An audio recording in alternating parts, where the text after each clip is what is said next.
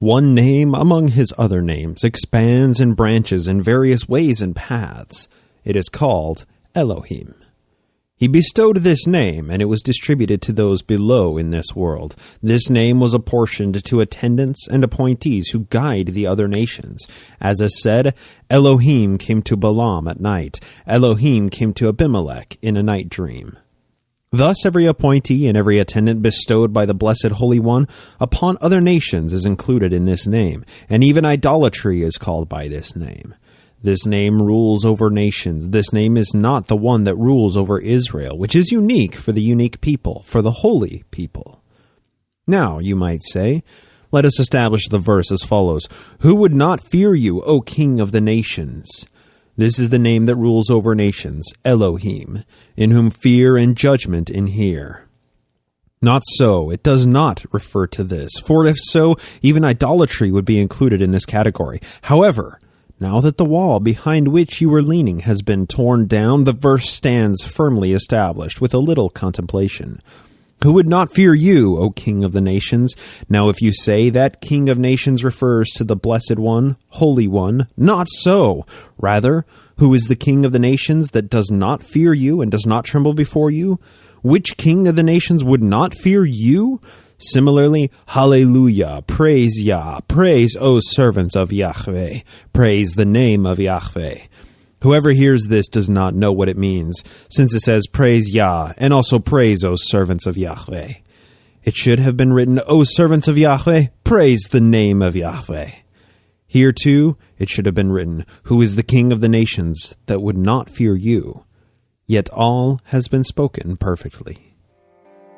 I am Ryan McKnight. I'm Cara Santa Maria. I am Christopher Smith. Hi, I'm Andrew Torres. This is Naked Mormonism, the Serial Mormon History Podcast. Nauvoo, the kingdom on the Mississippi in mid-1843, it was a chaotic time of early Mormonism. Brief periods of peace were punctuated by escalations in conflict with the Gentile world. Political capital was thrown around willy-nilly. High crime rates and high unemployment, coupled with the banana republic state of the Mormon autocracy, meant that the due process of law was nothing more than rubber-stamping writs of habeas corpus for anybody who was sufficiently loyal to the cause, regardless of their crime. Immigrants from Europe and all across America were flowing steadily into the city, rarely bringing money or vocational expertise to contribute to this Mormon empire. One of these immigrants, however, did bring expertise to the Mormon empire on the Mississippi. He also kept a relatively detailed journal, which currently resides at the church's historian's office in Salt Lake City. This guy was born in 1808 in Erbreitstein, Prussia, which later became Germany. He was born into a Jewish family, the son of a physician and surgeon who was rumored to have been Napoleon's personal physician and translator, being a schooled linguist as well. As a young lad, this young man attended rabbinical training in hopes of becoming a rabbi. However, he abandoned his religious pursuits in lieu of science and esoteric mysticism. He eventually attended the University of Berlin and graduated in 1825 to become a dentist.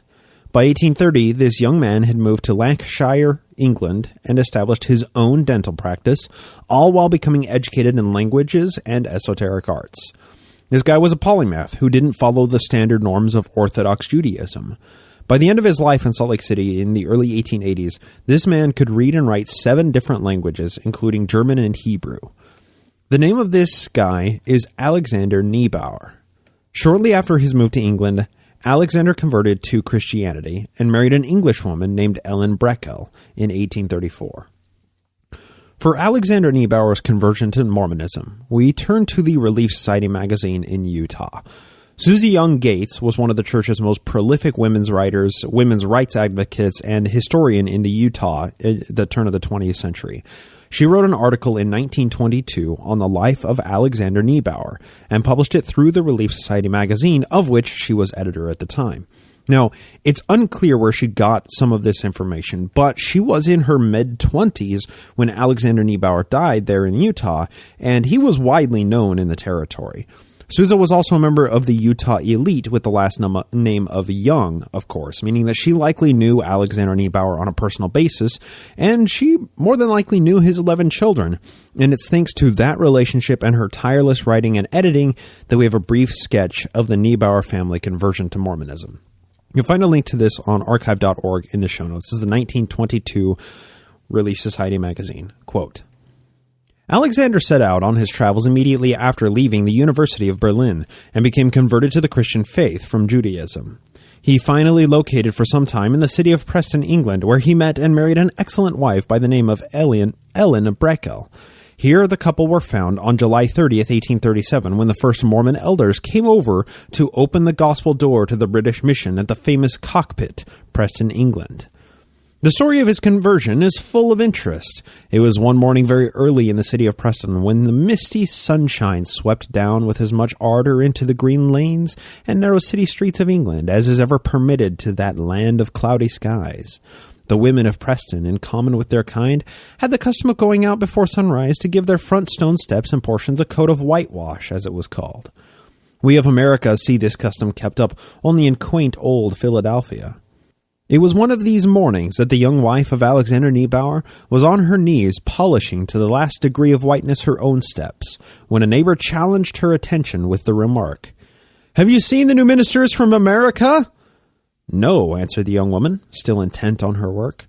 "Well," asserted the neighboring housewife laconically, as befits great tidings, "they claim to have seen an angel." "What?" rang out an abrupt voice from an inner chamber as the young Hebrew husband sprang from his coach and put his head out of the window. "What's that you say?" The information was repeated for his benefit, and hurriedly dressing, the young man secured the address of the American preachers of this strange religion, and not many hours after, he was in close conversation with Elders Heber C. Kimball, Willard Richards, Orson Hyde, and Joseph Fielding. His was the swift conversion of spirit that demanded baptism on the spot. One of the first questions he asked was, "You have a book?" And nothing could satisfy that eager, inspired question till he had a copy of the Book of Mormon in his own hands, for he had seen it, so he declared, in his night visions, and recognized the book on sight. He was waiting for the great message. He was advised by the elders to wait and investigate further. Taking the book home with him, he read it through in 3 days. He said later that he could neither eat nor sleep till he had mastered all of the contents of that wondrous volume. When he returned the book, he offered himself for baptism, but was advised to wait till he was prepared. He answered, "Gentlemen, I am prepared," and his subsequent life found him always prepared. He accepted the counsel, however, and waited till the following spring. End quote. And that's it. Alexander Neibaur was converted after hearing the message of the missionaries, reading the Book of Mormon top to bottom in 3 days, and waiting a brief probationary period. He was baptized April 9th, 1838, by Elder Isaac Russell. However, Alexander's wife, Ellen, wasn't quite so receptive to the message. Alexander attended a meeting where somebody spoke in tongues and he interpreted it, claiming, quote, that he did not know this by the gift of spirit, but naturally, as the former speaker had used the Hebrew tongue, which was, of course, the language of his birth, end quote. But his wife Ellen wasn't so quick to jump headfirst into the new religion. Alexander and Ellen would stay up late at night talking about religion and the self-proclaimed prophet Joseph Smith. Eventually, Ellen finally received the spiritual light that she sought in the form of a night vision, similar to what Alexander had experienced with, seeing the Book of Mormon in night visions, and her conversion was complete. So once again, we return to Susie Young Gates' character sketch of the Neibaurs. Quote, "Brother Neibaur's wife could not see the gospel so quickly nor so easily as did her husband. He sat long evenings reading the Book of Mormon to his wife, and she enjoyed it, she said, as it was a pretty story. But she could not see what it had to do with religion or with the prophet Joseph Smith as such. The final conversion of the mother came after a remarkable manifestation which was vouchsafed to her. She saw, in a dream, the sky covered with small clouds the size of a man's face, each cloud formed around and repeating the face of one man. After gazing at this peculiar phenomenon for some time, the clouds all dropped down to earth, and with that she awoke, filled with wonder and amazement, for it was the face of Willard Richards, who was one of the second company of elders to carry the gospel to England. She knew at once the significance of this dream and was filled with the spirit of testimony. The gospel message was clear and beautiful to her ever after that, and she was ready to listen to its teachings and go forth in the waters of baptism." End quote. Once converted to the church, the Neibaurs remained in England until the second mission to England brought the Quorum of Apostles to Europe again in 1839. Alexander and Ellen, along with their children, took up Bloody Brigham Young's offer on the immigration fund and the specially chartered ship to get to America. Upon the Neibaurs' decision to immigrate to America, Alexander began keeping a regular journal. And here we begin with his own words, which you'll find linked to this in the show notes. Quote, February 5th, 1841, left Preston, Lancashire, England, in company with my wife, 3 children, and a number of others for Liverpool to embark on board the ship Sheffield, bound for New Orleans. We left Preston by the 20 minutes past 8 o'clock train, reached Lancashire about 10:30, went directly on board the ship where we found a number of emigrants. The ship all in an uproar, luggage, men, women, and children all huddled together. A number of us went to the Hargraves Railway office for our luggage, got this on board, got something from the cook shop for our families, as it was very cold, went to bed at dark. February 6th, 1841. As soon as daylight began to grow, all began to be alive again. The passengers began to stir. Some went to purchase provisions, some lemons, some saltfish, soap, candles, etc. I went to see a friend of mine, Mr. Hawke. He was very glad to see me, and particular so that I had made up my mind to emigrate. He gave me a present for my wife, a boa, a muff for my daughter, and a pair of fur gloves for myself, wished me a safe travel, that the Lord might prosper me. Toward dark, Elders Brigham Young, John Taylor, and Willard Richards, which 3 gentlemen had the superintendency of the storing for the company, arrived, as did Elder Hiram Clark, the president for the voyage. After the immigrants were called to order by Bloody Brigham Young, and silence being attained, the company was ordered to be on board by 8 o'clock on Sunday morning, and all those that had not paid their full passage or money deposited, £2, towards their provision would be put on shore, luggage and all. Those that had not done so was ordered to go immediately to 72 Burlington Street. They would have to abide the consequences. There were several that were all compelled to borrow. Proctor was forced to pawn his clothes, etc. End quote. So, Bloody Brigham Young, of course, ran a tight ship with no room for stragglers or weaklings. And if people hadn't deposited their £2 to make the immigration all the way to New Orleans at this point, he said, well, you're going to get thrown out of the boat. Luggage and all. Sucks. Sucks to be you. So, cough it up. And the guy had to pawn his clothes in order to get those £2. But after this, Alexander details all of the trials and tribulations of crossing the Atlantic, along with fires on the ship and mutiny on board. And there's almost perfect daily entries beginning from his immigration in early 1841. After late autumn 1841, the entries kind of drop in frequency, only recounting the most notable events in Nauvoo after that point. But finally, the Neibaurs hit New Orleans on March 29th, 1841. Picking up once again from Alexander's own journal, quote, the pilot steamer close to us cast anchor about 2 o'clock. The government officer coming on board, calling the names of the seamen. We went up the Mississippi in grand style, majestic river, passed for Jackson about 10 o'clock at night. March 30th, fine frosty morning, past the English turn, many fine plantations, Negroes at work. About 3 o'clock, past the barracks, cast anchor about 4 o'clock in the afternoon. As soon as the ship was fastened, Richard Withnall, myself, and many more went on shore. A number of men came on board. Several of the passengers made purchases on provisions. At night, as there were many passengers on board, we agreed amongst ourselves 2 men to watch at each hatchway for 2 hours in their turn. Let me just briefly pause to discuss that passage. So, Alexander Neibaur had, grown up in Prussia, and, as a young kid, after he graduated from the University of Berlin, moved to Preston, England. This was probably the first time that he had ever seen slaves working in fields, because it was, it had been outlawed in, slavery had been outlawed throughout most of Europe for his entire life, a couple decades before he was even born. So coming up into New Orleans and seeing, slaves at work, it was, quite an interesting sight to him. You can only imagine. And then, of course, as soon as they stop and they're, transferring from the ocean faring ship that took them across the Atlantic to a steamer that would take them up the Mississippi, they grab provisions and they see a bunch of people come on board that they don't tend to recognize. And they said, yeah, let's have a couple people who are going to stay at the night watch just to make sure that, nothing shifty happens here. So, I cut out most of the entries in the journal that are like, the sea was treacherous or fine weather and these various other points. But these are all like trials and tribulations that the Neibaur family and every immigrant had to go through, and what it was like just kind of viewing the world through their eyes, through their own hand, through their own journal, in order to understand what this immigration looked like. Continuing on, March 31st, 1841. Fine frosty morning. It was quite a change, having been melted with heat for the last 4 weeks. Now many complained about cold. The day passed away in going into the city, making purchases, looking about, etc.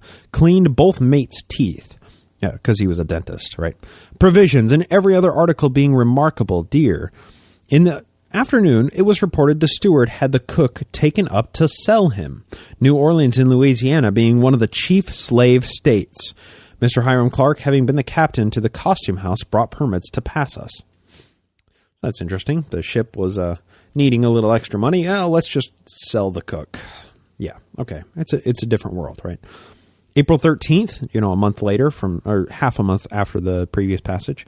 Very fine sunny morning, cleaned 4 passengers' teeth. Landed at Cairo, an English town where Mr. and Mrs. Gregson, a Miss Nightingale, left the boat for Cincinnati. A young man, Harrison, one of the passengers being taken for murder, cleaned a gentleman's teeth. Learned about Mr. William Henry Harrison, the President of the United States' death. At night passed Cape Girardeau, a neat town on the left in Missouri. End quote. Then, finally, in mid-April, a few days after that previous passage, the Neibaur family made it to Nauvoo and they met the prophet. Alexander, was, of course, engaged in making living arrangements for his family upon his arrival. April 18th, 1841, quote, Fine morning, no boat, began to rain. Hiram Clark went up to Nauvoo, returned on Sunday in company with his wife and daughter. A steamboat, the Astor, came alongside. She carried us up to Nauvoo, the place of our destination. All the goods belonging to the company here were discharged. A number of the brethren was ready to receive us. They kindly offered their houses. Many slept in a large stone building belonging to one of the brothers. Myself and William Gross, with some others, kept up a large fire all night and stayed with our luggage. Some of the brethren that had come here before us kept us company. Early in the morning, a number of the brethren came to inquire whether all of us had obtained habitations. We got in very comfortably with a brother. April 21st, 1841. Was in company at Brother Thompson's with Joseph Smith. Came to order some false corals for his wife. Asked about some land. Said, if I had means, I could get plenty. So here we are, Joseph Smith found out that there's a new dentist in town, asked if he can get some false teeth for Emma or for, one of his wives or whatever. And then Neibaur says, yeah, sure. Where can I find land? He says, oh, if you have money. Oh, we got all the land you could ever want. You got to love it. Finally, that was April 21st. The next passage is June 1st. Quote, moved into my house. Brother Joseph Smith in company with Brother John C. Bennett, the mayor, accompanied Elders Hiram Smith and William Law to Quincy when the high sheriff of that county arrested, having a writ from the Missourian government. On Saturday evening, when word reached Nauvoo, many of the brethren went on horseback to see him. When Brother Joseph Smith, in company with the officers, came up to Nauvoo, and he was to have his trial before Circuit Judge Stephen A. Douglas, who lived 60 miles up the county. But there was a flaw in the indictment, and so the devil was disappointed. End quote. So it's interesting because we're just transplanting this guy, Alexander Neibaur, into our historical timeline, recounting things that we've discussed extensively on the show throughout our historical timeline, seeing events as they are recounted through his eyes. And then there are only 3 more passages, or 3 more entries throughout the rest of 1841 after June of 1842 here, June of 1841. There are only 3 more entries in 1842 when he gets to this entry from March 15th. Quote, installation of Nauvoo Masonic Lodge, Grand Master Jonas present. End quote. And then there are about a dozen more entries for 1842, and none of them are terribly consequential. But after that, here are the entries without any of them removed. And you'll notice the massive jumps in the timeline here. July 4th, 1842. Celebration of American independence. Grand parade of Nauvoo Legion. 4 companies from Burlington come down on a steamboat. July 15th, 1842. Reported Orson Pratt, one of the 12 missing. All the citizens turned out in search of him. And of course, that was with reference to the entire John Bennett, Sarah Pratt, Joseph Smith, scandal that transpired when John Bennett left the church and began publishing his letters in the Sangamo Journal, right? So that those are just important events that Alexander Neibaur thought it was, noteworthy enough to include in his journal. But the next entry, with nothing removed, the very next entry is from nearly 2 years later, June 27th, 1844. Joseph and Hiram Smith murdered in Carthage jail. And then the very next entry after that is 7 months later, January 18th, 1845, ordained under the hands of Elder W. Russell and Elder John Taylor to be one of the 70, the quorum of the 70, end quote. So Alexander Neibaur, that's a very high-level telling of his story and his conversion to the church. Somebody who was a convert to the church, previously a Jewish believer in the Jewish faith and Judaism, converted to Christianity, educated, dentist, attended the University of Berlin. He gets to Nauvoo, and within a few months' time, he is moved up into leadership positions, given the priesthood. And then in just a couple of years' time, especially after the death of Joseph Smith, he's accelerated up into the quorum of the 70, which is, it's basically the middle management degree of leadership in the church. So this guy was put on the fast track to Mormon elitism. So why is this important, right? Why are we talking about Alexander Neibaur in the first place? Why are we discussing this guy? And I'll also say, I'd be willing to bet that none of you have ever heard of this guy before. Maybe some of you who have read Quinn's book or who have read any books or any information about the more esoteric side and the occult leanings of early Mormonism have heard about this guy, but I can almost guarantee that 99% of the people who know anything about Mormon history have never heard this guy's name or have never paid attention to him. So why are we talking about him? Well, for starters, he was the first verified Jewish convert to Mormonism. That is a crucial detail, and it is crucial to Mormon theology and the theology of many versions of Christianity, right? Once Jews accept that Jesus was their Savior, then Christ will return and Zion will be built for Jesus to reign over the world, remove all evil, and then send all apostates to hell, right? So in order to establish the house of Israel on the American continent, Mormons are blessed with their patriarchal blessing, which declares what house of Israel they come from. I'm from the house of Ephraim. Most of you who were Mormon or are Mormon probably fall into the houses of Ephraim or Manasseh. Basically, all Mormons who receive this blessing, which is the vast majority, are declared to be of Hebrew descent, regardless of their actual familial lineage, right? I mean, my family comes from Germany, but I don't have actual Hebrew descent in my line. But because I have my patriarchal blessing, I'm apparently Jewish. I come from the house of Ephraim. So Alexander Neibaur's conversion marked the first time Mormonism was able to actually show that the hearts of the fathers are turning to their Savior so the hearts of the children can turn to their fathers, right? This was big news for the prophet and many Mormons who recognized Neibaur's conversion as the first major milestone in the path towards the final resurrection and the establishment of the Mormon theocracy, Zion, the New Jerusalem, when the Jews will finally come to Jesus. Now, this sentiment of all the Jews converting to the one true Mormonism was captured in a few lines in a hymn that Alexander Neibaur actually wrote while living in Utah, which Parley P. Pratt altered and slapped his own name on. Quite interesting, isn't it? Here's just a few stanzas. Quote, Let Judah rejoice in this glorious news. The sound of glad tidings will soon reach the Jews, and save them far, far from oppression and fear. Deliverance proclaim to their sons far and near." End quote.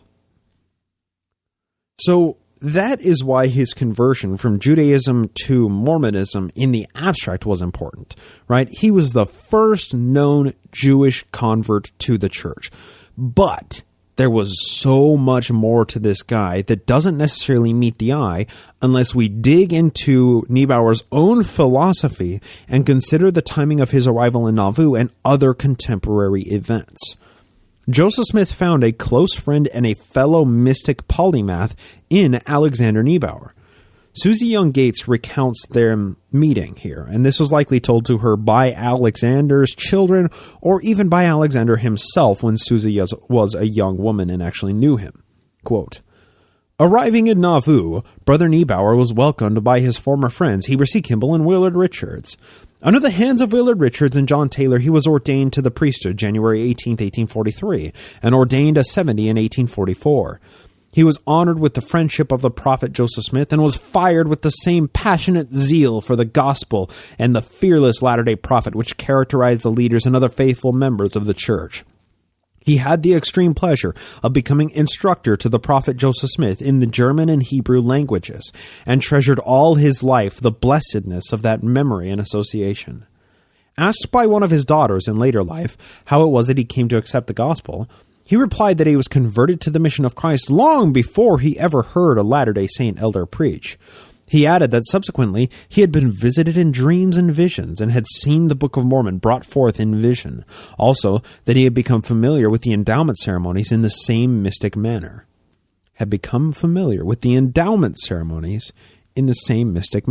Before he ever actually went through the endowment. That's quite interesting, isn't it? On this point, he once had a conversation with the prophet Joseph Smith and told the prophet many things that had been manifested to him in his early youth. The prophet put his arm affectionately around Brother Neibaur's shoulder and said, "You are indeed one of us, Brother Neibaur." End quote. So Joe and Alexander, sharing this visionary type of charisma and zeal and, fired upness to share the gospel and restore the one true religion, they came to be very close upon the Neibaurs, the Neibaur family's arrival to Nauvoo in mid-1841. So Alexander practiced dentistry, and he was able to make enough money through it and various other ventures to support this growing Neibaur family. When they got there, they had 3 kids. By the time he died, they had 11 kids, right?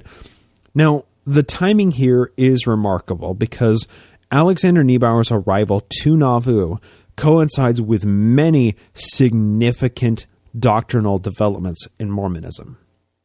What do I mean by that? Well, let's explore that assertion. We've recently been dabbling into the esoteric side of early Mormonism, right? We've explored the occult and magic praxis of Joseph Smith and many early leaders in the church, the astrological significance of certain occurrences on certain days when the Book of Mormon was published, when the church was officially organized, the marriages of, Joseph's polygamous wives, so on and so forth. We've briefly discussed how those early magical inclinations were virtually scrubbed from the historical record as the church really entered the mainstream of Protestant Christianity in the early 20th century. Well, Alexander Neibaur was highly steeped in Kabbalah, among many other esoteric and occult practices. Neibaur was one of these fellow magic worldview guys. So what is Kabbalah?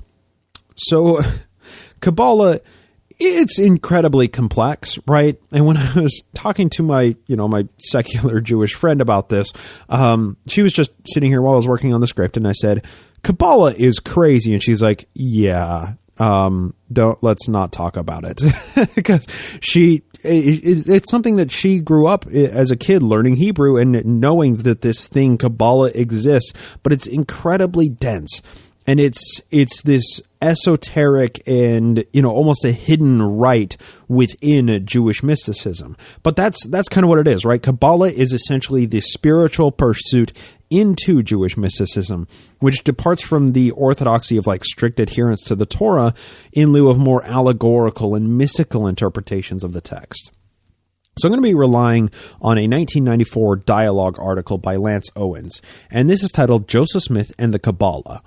And I've referenced this article in the past when we've kind of broached this subject, but the subject of Kabbalah in early Mormonism is stunningly dense, and it has been explored not only by Lance Owens, but also by John L. Brooke in his book, The Refiner's Fire, The Making of Mormon Cosmology. And it's really quite a fascinating subject, and of course you'll find a link to it in the show notes. But Owen's article, Joseph Smith and the Kabbalah, has a massive section on Alexander Neibaur, because Neibaur was crucial to these doctrinal developments through the last 2 years of Joseph Smith's life. Additionally, Neibaur became Joe's personal tutor of Hebrew and German. When you read through Joe's Nauvoo journal, days are frequently filled with "today read German" or "studied German all day" and similar passages.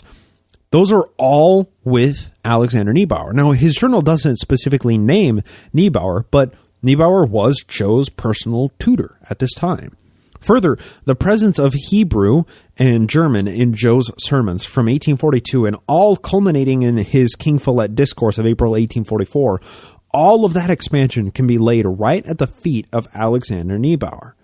Now, granted, Joseph Smith had taken Hebrew from a guy named Joshua Saxus for a few months in 1836 in Kirtland, but Joshua Saxus left the Mormons after his contract was up with them and he got paid, right? Neibaur was a convert to the church and revered Joseph Smith as a prophet, and therefore gave frequent instruction on Hebrew, German, and on Jewish mysticism under this umbrella of Kabbalah.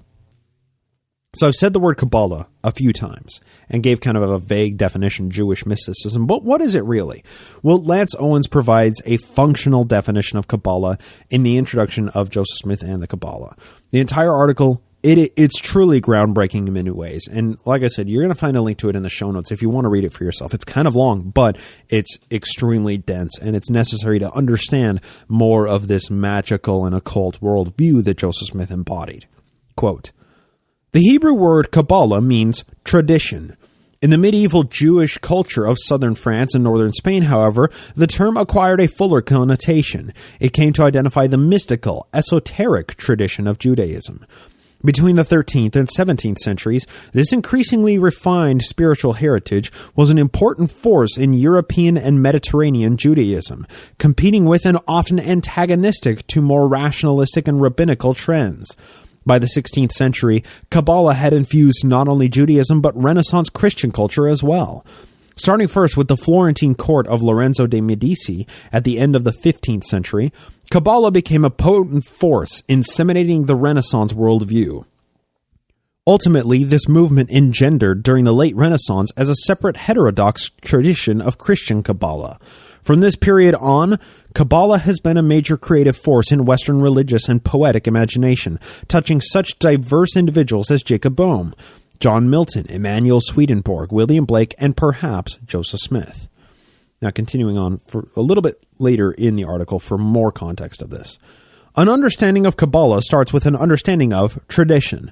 Contrary to the word's common connotation, the tradition of Kabbalah was not a static historical legacy of dogma, but a dynamic phenomenon, the mutable tradition of the divine mystery as it unfolds itself to human cognition. Kabbalah conveyed as part of its tradition a complex theosophic vision of God, but simultaneously asserted that this image was alive and open to further revelation. Continuing revelation. Thus, the Kabbalists maintained a creative, visionary interaction with a living system of symbols and lore, and most importantly, new prophetic vision was intrinsically part of the Kabbalists' understanding of their heritage. How long and in what form Kabbalah existed before blossoming in 12th century Spain is uncertain. Kabbalists themselves made extraordinary claims that require our understanding before being discarded. Kabbalah was, said adepts, the tradition of the original knowledge Adam received from God. Not only was Kabbalah guardian of this original knowledge, but it preserved the tradition of prophecy, which allowed a return to such primal vision. Kabbalah advanced what was at once a claim and an hypothesis, namely that its function was to hand down to its own disciples the secret of God's revelation to Adam. End quote. It's this original knowledge that God gave to Adam, restoring that to the world through constant revelation. right? That was Joe's MO for his entire ministry, seeking knowledge from God that God first revealed to Adam in the Garden of Eden, and then that knowledge being passed from father to son through generations and generations until it was lost in the great apostasy, now restored through the one true prophet of this dispensation. That was Joe's entire thing, right? Kabbalah was, or is, the gatekeeper of the mysteries of God. Now, given the purpose of Kabbalah, it should be no surprise, as well as Masonry was supposedly from Solomon's Temple, it appealed to Joseph Smith in ways that we can't imagine, being this esoteric and deeper art, right? And Kabbalah does share similarities to Masonry in some respects. And what I mean by that is it's a mystical pursuit that underpins many schools of philosophy, and some members believe that Kabbalah has ties to the ancient mysteries. Now, when it comes to Freemasonry, some believe, especially in the 19th century, that it descended from Solomon's Temple. Now, historians can't actually date Masonry to any earlier than about the 14th century in Europe, essentially established as like an early laborers' union. But Kabbalah, back to Kabbalah here, it's based on a text titled the Zohar, which was originally written in Aramaic. Now, some people believe that the Zohar was revealed to Moses by God on Mount Sinai and was passed orally along with the Torah until it was actually committed to paper sometime in the 2nd century CE by a guy named Rabbi Shimon bar Yochai, also referred to as Rashbi. Now, somehow, the Zohar continued to be passed through the medieval period into Europe, and then it influenced the Renaissance and the Enlightenment era. However, this claim of ancient origins of the Zohar has no tenable factual basis, just like Masonry starting in Solomon's Temple, right? Historians generally agree the Zohar, on which Kabbalah is based, was written in Spain around the 13th century, so not too far away from where historians are able to document when Freemasonry really began its early genesis. So the Zohar was written in Aramaic to give it the appearance of more ancient origins. So that's the Zohar. The Zohar is the textual foundation of Kabbalah.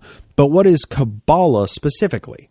Kabbalah is structured around spiritual understanding of the Torah and the Pentateuch specifically. It includes 10 attributes of Yahweh known as the Sephirah. And I'm getting a lot of this. This is a very simplistic and high-level overview. If anybody listening knows anything about Kabbalah, you know that I'm probably getting stuff wrong. I'm not saying these words or pronouncing them correctly. This is just something that I've kind of just dabbled into a little bit through this article and through some, extra research beyond the article. So this is just a functional understanding of Kabbalah and the Zohar. Just to let you guys know, there's just so much to dive into. But what can I say? I'm not 40 years old, so I'm not supposed to understand it, right? So most of the Zohar text specifically is structured as people who are traveling about and conversing on the mystical and allegorical stories within the Torah in order to tease out the divine truths, the mind of God, that are contained therein. It's this practice of passing down mystical interpretations of the Torah through oral tradition that likely has roots in pre-Christian Judaism, right? Kabbalah historians and scholars disagree about proper dating and what lines to draw between Kabbalah and Gnosticism and where it actually starts through the first 5 centuries of the Common Era. Now, it's very challenging on a historical basis to figure out when and where Kabbalah actually started, right? But what makes it even more challenging is like delineating between Kabbalah and other mystical pursuits with such little documentation from, historical antiquity, right? Well, what I mean by, okay, so let me pose a modern day example of what makes Kabbalah history so very challenging here, right? So say in this hypothetical situation, some major calamitous events transpire in our modern day. Right, this hypothetical event destroys all of the data that's generated by the internet, and it somehow destroys almost every printed book, likely killing most of the people on the planet with this event, right? Earth experiences a reset and a rebirth period. Humanity recovers to its current population levels in the year 3500 CE. So, 3500 CE, archaeologists are digging around in present-day Utah, and they find two little blue books written in English titled The Book of Mormon and the Doctrine and Covenants. Historians the historians of 3500 use the contents of these books to piece together what historical Mormonism looked like in the year 2000 in ancient Utah. Then archaeologists in modern Illinois unearthed two books together under the same titles, but the covers of the books are a different color. And the Doctrine and Covenants from the ancient Illinois is much larger and different in many ways, with different headings and more than 30 more sections than the Doctrine and Covenants they found in ancient Utah. So, of course, this poses a problem, right? Historians of 3500 are vexed because they try to construct the community of Christ theology from these finds, but the religions look almost exactly the same and believe in almost the exact same holy books, only they're just a little tiny bit different, right? In the differences between the Doctrine and Covenants versions. See, this is a problem. This is really tough to do 1,500 years in the future, and, with so little documentation, right?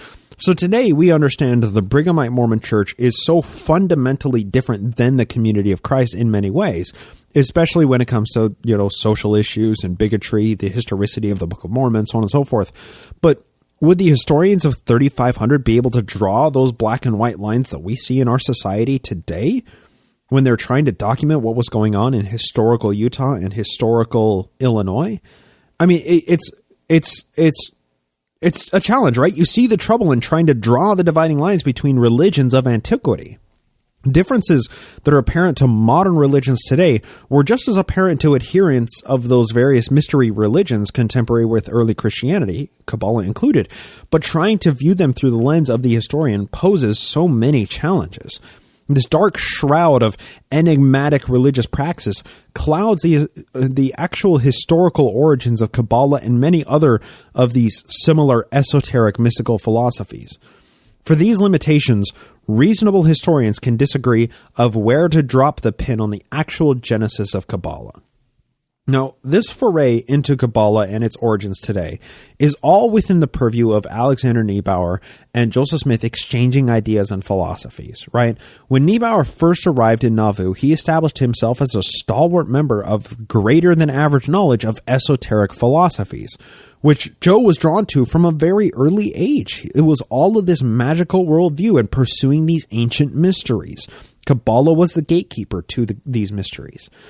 So, just think about this, a few conversations shared between these two guys, and then suddenly Neibaur finds himself as the personal tutor of Joseph Smith in esoteric arts, in Kabbalah, in German and Hebrew, and in many other shared interests, right? And we compare it, like Joseph Smith was a country bumpkin. Alexander Neibaur went to the University of Berlin, right? A year after Neibaur's arrival, Mormon theology rapidly expands, incorporating Masonic rituals, esoteric endowment ceremonies, feet-washing ceremonies for elite initiates. The Book of Abraham is published, and Joseph Smith first invokes the name of Elohim to describe his cosmology of a council of gods who we may all one day ascend to join if we gain sufficient wisdom and intelligence here in our mortal coil. So what I'm saying is, many of the doctrinal and theological evolutions of Nauvoo Mormonism can be attributed to some extent to this one guy, Alexander Neibaur. Kabbalistic elements are hinted at in the Book of Mormon and the Kirtland era of the church, but Nauvoo Mormonism is where these elements are pushed from the mere fringe interpretations of Mormon theology to becoming the central themes. So now we can return to Lance Owens' article titled Joseph Smith and the Kabbalah. This is part 3, where Lance Owens gets into the influence of Neibaur on Joseph Smith after providing a brief character sketch. Quote, by 1842, Joseph Smith most likely had touched the subject of Kabbalah in several ways and versions, even if such contacts remained beyond easy documentation. During Joseph's final years in Nauvoo, however, his connection with Kabbalah becomes more concrete. In the spring of 1841, there apparently arrived in Nauvoo an extraordinary library of Kabbalistic writings belonging to a European Jew and convert to Mormonism who evidently knew Kabbalah and its principal written works. This man, Alexander Neibaur, would soon become the prophet's friend and companion. Neibaur has received little detailed study by Mormon historians, and his knowledge of Kabbalah has earned only an occasional passing footnote in Mormon historical work. End quote. So then there's the character sketch of Neibaur, how he came to convert to the church. But we've discussed that all of this episode so far. So picking up in Owen's article, after Neibaur had acquired a home for his family on Water Street. Water Street was the central hub of Nauvoo, right next to the Mississippi, on which the red brick store, the Nauvoo homestead, and the Nauvoo mansion were built. Right? Water Street was where Nauvoo happened. This guy, Alexander Neibaur, got a prime lot, the highest valued area of Nauvoo, just a few blocks away from the Smith home. Where your home was in relation to everything else in Nauvoo was a marker of your social status. So for Neibaur to get a home near the prophet's mansion meant that he was truly one of the elect. Quote, that he, meaning Neibaur, not only knew something of Kabbalah, but apparently possessed a collection of original Jewish Kabbalistic works in Nauvoo, is, however, documented in material almost totally overlooked by Mormon historians. In June 1843, Neibaur published in Times and Seasons, that's the Mormon periodical coming out of Nauvoo, a short piece entitled The Jews. The work ran in 2 installments in the issues of 1st June and 15th June 1843. As to when he wrote this piece, he states only that his effort was inspired by a talk he had heard Joseph Smith present. His essay deals ostensibly with the concept of resurrection held by the Jews. What he discusses, for the most part, is, however, the Kabbalistic concept of Gilgal, the transmigration and rebirth of souls. The essay is interesting not because of his comments on resurrection, but because of his repeated citations of classic Jewish Kabbalistic texts. In the course of his 4-page piece, Neibaur cites over 24 texts and authors. Of the citations I have been able to identify, at least 10 are to Kabbalistic authors or works. The tone of the entire piece and the authoritative use of the Kabbalistic materials suggests Neibaur's respect for Kabbalah. Neibaur's notations to these medieval and Renaissance Jewish works illustrates that he probably both possessed the texts and had a general knowledge of their contents. End quote.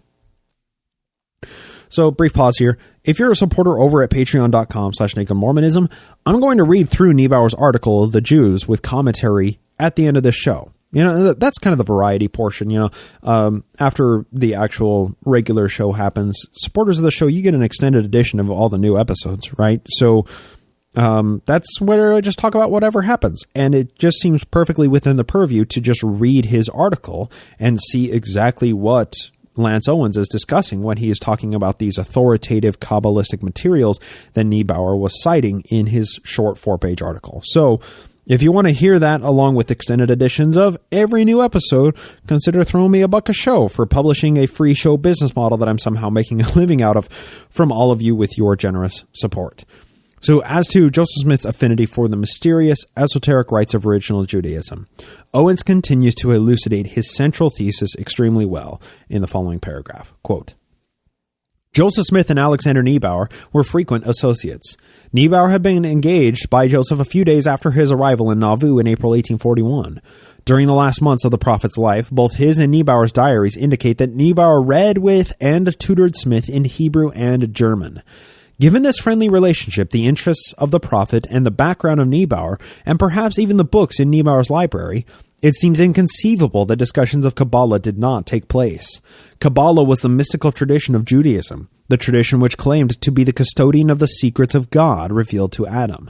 These secrets were occultly conveyed by the oral tradition of Kabbalah throughout the ages, so it was claimed, until finally finding written expression in the Zohar and the commentaries of the medieval Kabbalists, books Neibaur possessed. Kabbalah was the custodian of an occult rereading of Genesis and the traditions of Enoch. It contained the secrets of Moses. The Book of Moses, a rewriting of Genesis, the things that Joseph Smith was doing in the 1830s.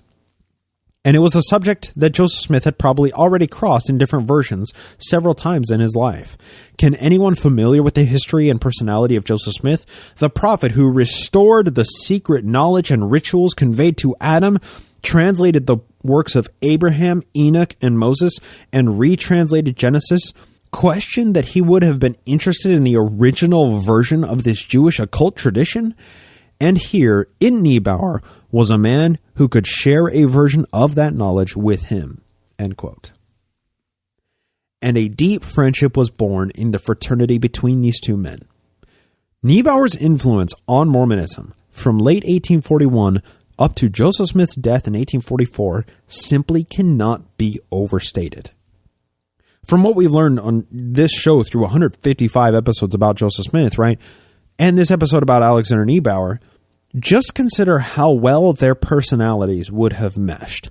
Both were absolutely in love with information. Both were polymaths, seeking to understand the deepest mysteries of the universe and the nature of God, which is exactly what Kabbalah is, understanding the points of God, the Sephiro. Joe came from a backwoods farming home, making his living from bilking people out of their hard-earned money with occult treasure digging. Neibaur, on the other hand, was a university-educated man with a massive personal library and held a similar love for information that he was able to satiate with actual structured education and an extensive personal library. Both of these guys were steeped in occultism and other esoteric endeavors. Both were given to radical visionary experiences. One seeing Elohim in the sacred grove, the other seeing a mysterious book which he found out was the Book of Mormon when he was seeking that all-seeing truth with a capital T. Now, other historians have recognized some level of importance with Neibaur immigrating to Nauvoo. For example, this is Quinn's Early Mormonism and the Magic Worldview. Quote, also, in 1842, was the first English edition of the writings of Manasseh ben Israel. Although this had only a 6-page section on the Kabbalah, each time he gave a reconciliation of difficult passages in the Hebrew Bible, he often noted that, quote, the Kabbalistic theologists maintain the contrary, or the Kabbalistical theologians are of a different opinion. Back to Quinn. In June 1843, Times and Seasons, now edited by Apostle John Taylor, began publishing Alexander Neibaur's 2 installments on the Jews. Neibaur was a Jewish convert from London, and this was Mormonism's first explicit instructions about the Kabbalah. Even polemicist Hamblin has acknowledged it is indisputable that, quote, Neibaur mentions or cites from Kabbalistic texts in an article in Times and Seasons, end quote. Back to Quinn. Nevertheless, Hamblin, who's an apologist for the church currently, Hamblin wrote a 75-page farms attack on an article by Lance S. Owens, the article that you'll find in the show notes, that Kabbalistic ideas influenced Joseph Smith's teachings. Claiming special credentials to write about the Kabbalah, Hamblin actually misinterpreted scholarly understanding of the Kabbalah, both current and at Smith's time, end quote. Which I am sure that I have done as well, because Kabbalah is very complicated. So, all of this said, Neibaur's entrance to Nauvoo was not only important by virtue of him being the first Jewish Christian convert to Mormonism, but because of his subtle contribution to Joseph Smith's personal theology. The theological shifts beginning in early 1842 are tightly correlated to when Neibaur began his close association with Joseph Smith and started tutoring him on German and Hebrew, and we can assume Kabbalah and other esoteric philosophies. The most distinctly Mormon-specific doctrines all came after Neibaur and Joe began spending many hours together. Now, those shifts are as subtle as Joe studying German for hours a week, and as overt as Kabbalistic astrology and the word kolob making their way into the Book of Abraham, right? Joe's super esoteric theology culminated in his King Follett discourse. That was just a few months before his death in 1844. And you can see significant differences from his earlier sermons to the King Follett discourse in that time. The major circumstantial change, which likely altered Joe's personal theology in significant ways, was the presence of Alexander Neibaur. Let me illustrate my point here. Compare this sermon by Joseph Smith from December 1840, before Neibaur got to Nauvoo, with the opening of the King Follett discourse. Here we go. From December of 1840, before Neibaur, quote, Beloved brethren, may grace, mercy, and peace rest upon you from God the Father and the Lord Jesus Christ. Love is one of the chief characteristics of deity, and ought to be manifested by those who aspire to be the sons of God. A man filled with the love of God is not content with blessing his family alone, but ranges through the whole world, anxious to bless the whole human race. End quote. That's from December of 1840, okay? That's before Neibaur came over from England and started, fraternizing with Joseph Smith.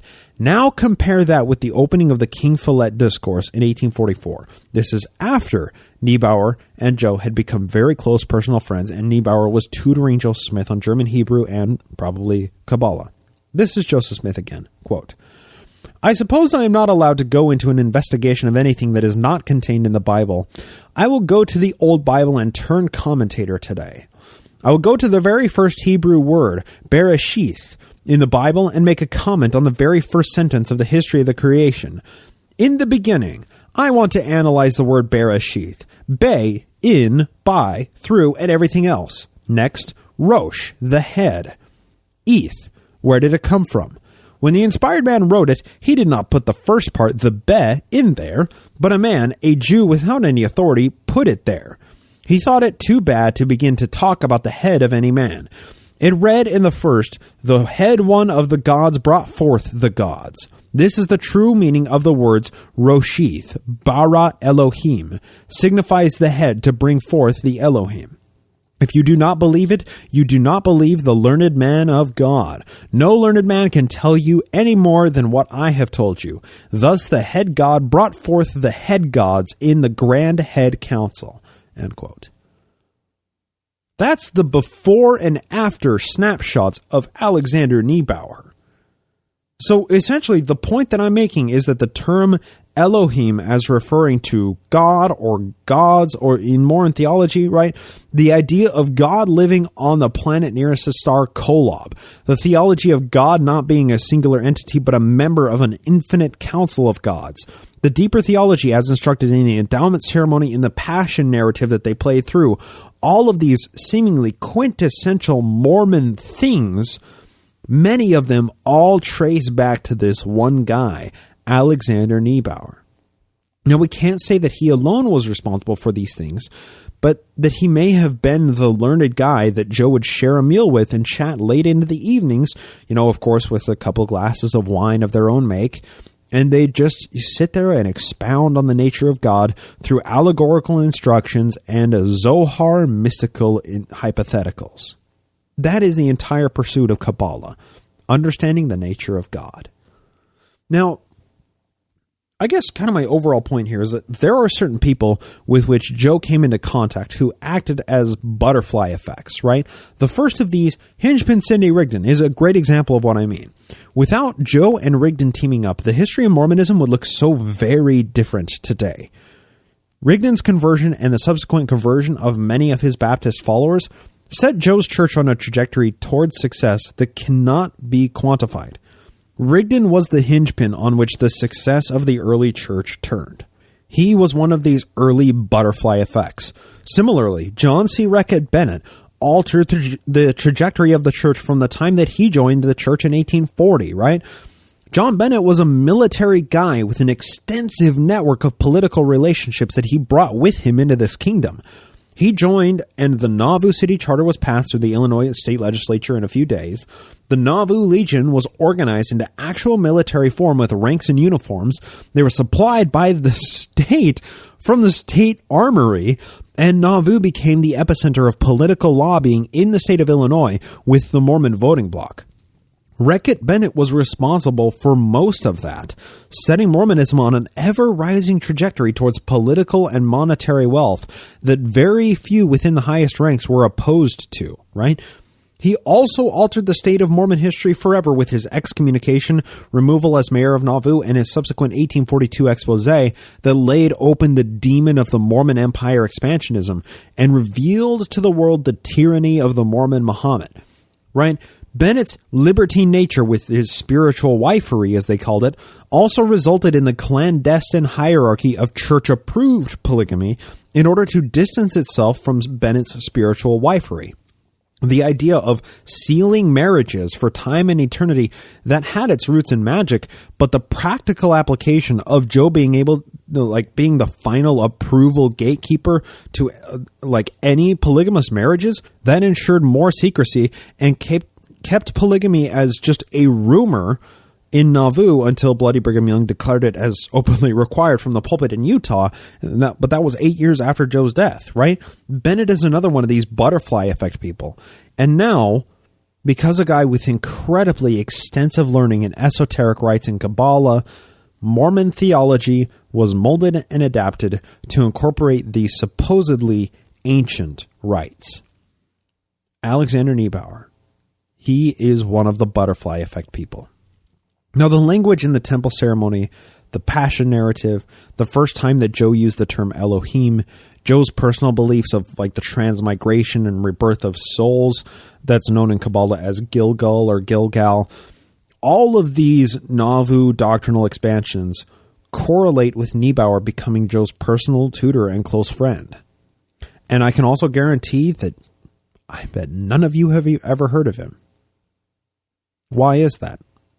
Why is it that, Alexander Neibaur isn't talked about more? Well, if we can tie any of Joe's personal theology to other faith traditions beyond Protestantism, it sure casts into question the entire idea of Mormonism being a restorationist sect, right? Restored from its original form, revealed through the one true prophet of this dispensation, right? And that's kind of the problem, isn't it? If we can attach secular and historical explanations to Joe's theology, it's not restored, it's plagiarized.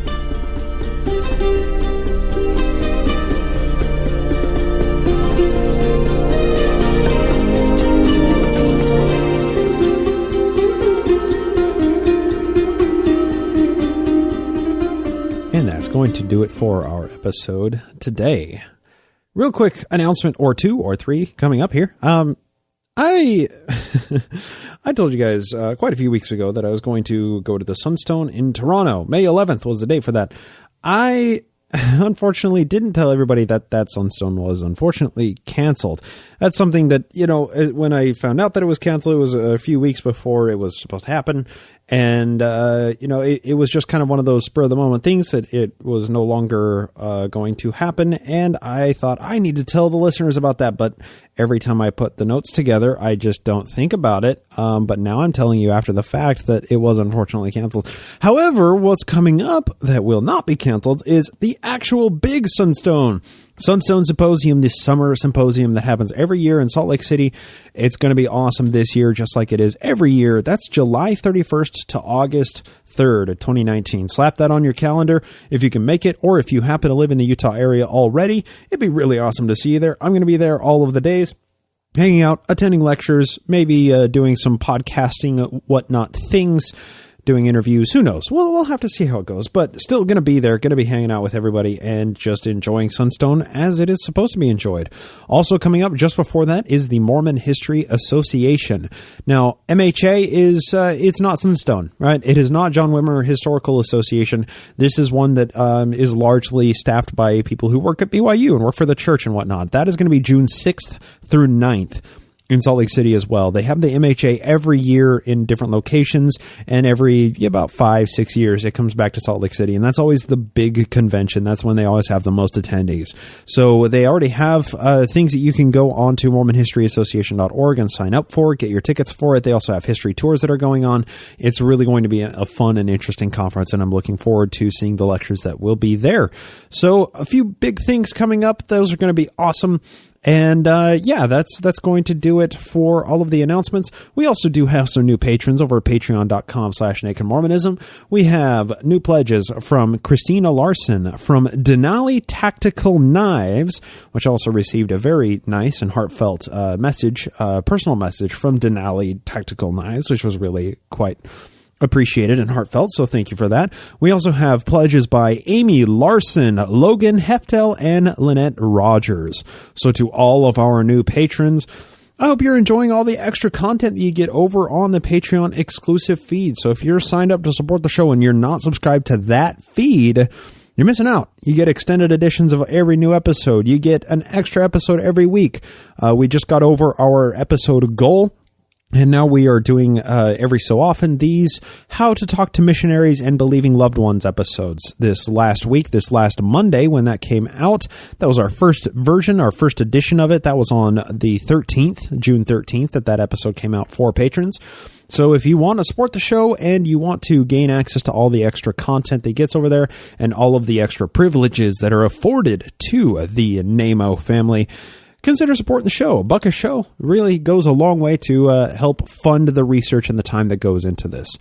And if you're not able to support the show at patreon.com/NeibaurMormonism, if you subscribe and you leave a 5-star review in your podcasting app of choice, it really helps with visibility and helps spread the word. And if not, hey, word of mouth is also a great way to spread the good word about the marvelous work in a podcast. And of course, if you can't do any of those things, you still hit the download button, you still hit the subscribe button, and you're still listening to my voice. And for that, I thank you so much for lending me your ear. Hope to talk to you next time here on the Naked Mormonism Podcast.